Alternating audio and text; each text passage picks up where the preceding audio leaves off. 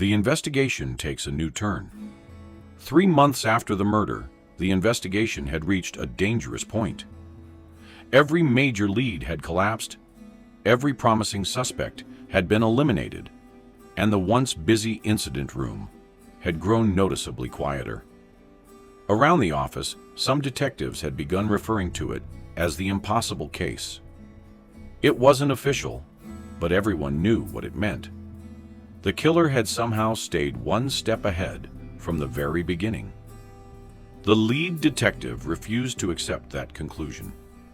Experience had taught them something simple but powerful. When every theory fails, it's often because the investigation is asking the wrong question.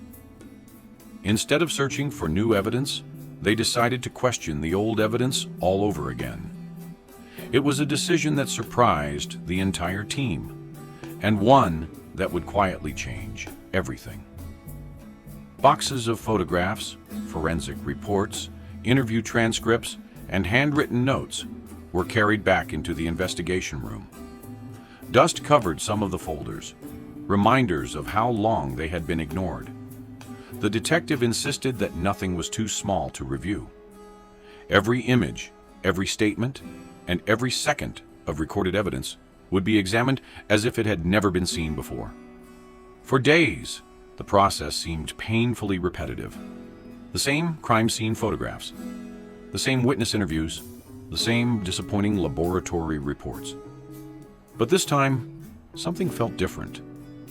Instead of searching for obvious mistakes, the detective focused on tiny inconsistencies, the details everyone had dismissed because they didn't seem important. One photograph in particular caught their attention. It had been taken only minutes after investigators first entered the scene. Hundreds of similar photographs existed, yet this one revealed something almost impossible to notice at first glance.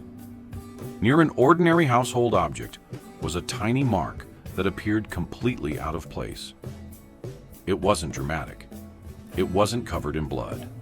It wasn't even obvious. In fact, several investigators had looked directly at it during the original examination without giving it a second thought. The detective enlarged the image on a computer screen. Pixel by pixel, the strange detail became clearer. It wasn't proof of anything. Not yet. But it raised a question no one had asked before. Why was it there? The object itself didn't belong naturally in that position. If someone had moved it, they had done so carefully enough that no one had considered it suspicious. Yet once the detective noticed it, the entire crime scene seemed to tell a different story. The team returned to the house. Months had passed, but the layout remained largely unchanged. They recreated the investigators' original movements, comparing every photograph with the physical environment. Standing in the same positions where the crime scene images had been taken, they began noticing subtle differences that had escaped everyone during the first investigation. One detective quietly voiced a possibility. What if the killer never tried to erase every clue? The room fell silent. What if they only erased the clues they knew we would look for? It was only a theory, but suddenly the investigation had a new direction. Instead of searching for fingerprints or DNA, the team began looking for behavior. Every object in the room was reconsidered. Every movement the killer might have made was reconstructed. Piece by piece, they built a timeline, not of the victim's final moments, but of the killer's actions after the crime. The reconstruction revealed something unsettling. The murderer had been calm, methodical, patient. They hadn't rushed to escape. They had taken time to manipulate the scene, creating an illusion that investigators had accepted without question. It wasn't just a murder. It was a carefully staged performance. But even the most carefully planned deception carries risk. To create the perfect illusion, the killer had unknowingly left behind one tiny inconsistency, a detail so insignificant that it blended into the background for months.